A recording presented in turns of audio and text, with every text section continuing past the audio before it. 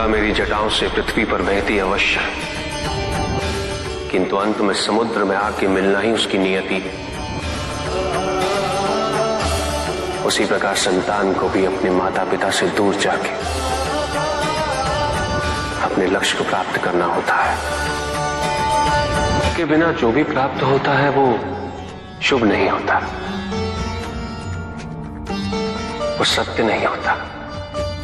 किसी भी व्यक्ति की उन्नति उसकी सहजता से प्रत्यक्ष होती है, ना कि उसके अहंकार से। अहंकार हमें स्वयं की दृष्टि में बड़ा अवश्य बना देता, किंतु दूसरे की दृष्टि में हमारा ओछापन प्रतीत होता है। हमारे व्यक्तित्व के दोष, उसकी अपरिपक्वता का प्रतीक है यह अहंकार। शक्तिशाली हो जाने का अर्थ ये नहीं कि तुम अपने उत्तरदायित्व से मुक्त हो गए हो। शक्तियों में वृद्धि के साथ उत्तरदायित्व और भी बढ़ जाता है। यदि हम अपनी अपेक्षाओं पर नियंत्रण पालें, किसी और के सुख से अपने सुख की तुलना ना करें, तो हम किसी भी परिस्थिति में सुखी रह सकते हैं। संसार में सबसे शक्तिशाली अस्त्र है प्रेम, धैर्य, करुणा, क्षमा। किंतु ये आज का ही सत्य नहीं, ये सत्य शाश्वत है। सुख आंतरिक होता है, संतोष आंतरिक होता है। उन्हें बाहरी तत्वों से रेखांकित और परिभाषित नहीं किया जा सकता, आकार से नहीं पाया जा सकता। आकार के आधार पर केवल अहंकार ही उत्पन्न होता है, क्योंकि आकार से तुलना करने का संदर्भ प्राप्त हो जाता है। यदि तुम्हारा आकार छोटा है तो तुमसे भी छोटा कोई न कोई अवश्य होगा, और यदि उसी प्रकार तुम विशाल हो तो तुमसे भी विशाल इस संसार में कोई न कोई अवश्य होगा। इसीलिए शरीर या आकार की तुलना करना कभी भी शाश्वत सुख का आधार नहीं बन सकता। उसे भक्ति का मोह होने लगा है, परंतु उसकी भक्ति तो निस्वार्थ है।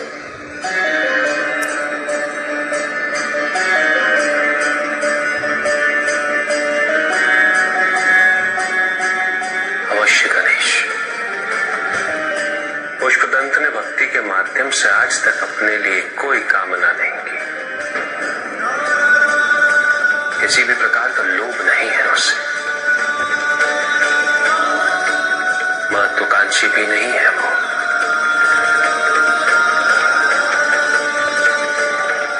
उसके प्रत्येक कृत्य का उद्देश्य है सच्ची भक्ति। किंतु भक्ति में मोह होने से चिंता किस बात की? भक्ति का मोह भक्त का शत्रु होता है गणेश। इस मोहंध में भक्त ये सोचने लगता है कि वो जो कुछ भी कर रहा है वो उचित है,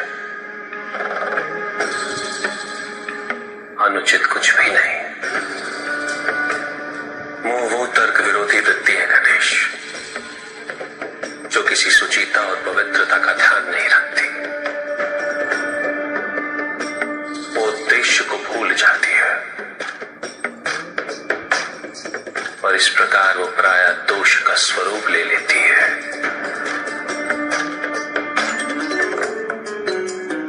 भक्त को सांसारिकता की ओर ले जाती है,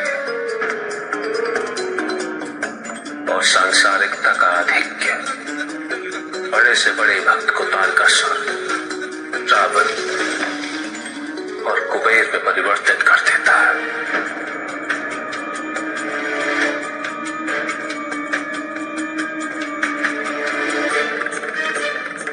मैं पुष्पदंत के समक्ष विकल्प अवश्य प्रस्तुत करूंगा, और वो किसका चयन करता है इसकी उसे पूर्ण स्वतंत्रता है, और यही निर्धारित करेगा उसकी नियति। भक्ति का मोह व्यक्ति से उसका विवेक छीन लेता है गणेश, उसकी संवेदना को भी छीन लेता है, और ऐसे में भक्त केवल विधियों में उलझ जाता है। निष्ठा छूटने लगती है और व्यक्ति आधिक्य को ही भक्ति समझने लगता है। भक्त स्वयं को आराध्य का अभिभावक समझने लगता है। उसे स्वयं ये भ्रम होने लगता है कि पूजा का अधिकार केवल उसे ही है। और यही पुष्पदंत ने भी किया है। ये भक्ति नहीं है पुष्पदंत, ये भक्ति का मोह है। और जहां मोह होता है वहां भक्ति वास नहीं कर सकती, क्योंकि भक्ति का मार्ग तो मुक्ति का मार्ग है और मोह का मार्ग बंधन। आप मेरी भक्ति को नहीं समझ पाएंगे। भक्ति की महिमा अधिकार में नहीं, समर्पण में होती है। जब तुमने स्वयं राजा के समक्ष पुष्प अर्पित किया था, उसमें तो केवल तुम्हारा समर्पण भाव था। तुम्हारे मन में ये संपूर्ण विश्वास था कि तुम्हारे आराध्य तुम्हारी रक्षा अवश्य करेंगे, और उन्होंने रक्षा अवश्य की, क्योंकि एक भक्त के सम्मान का प्रश्न था, उसकी भक्ति का प्रश्न था। किंतु आज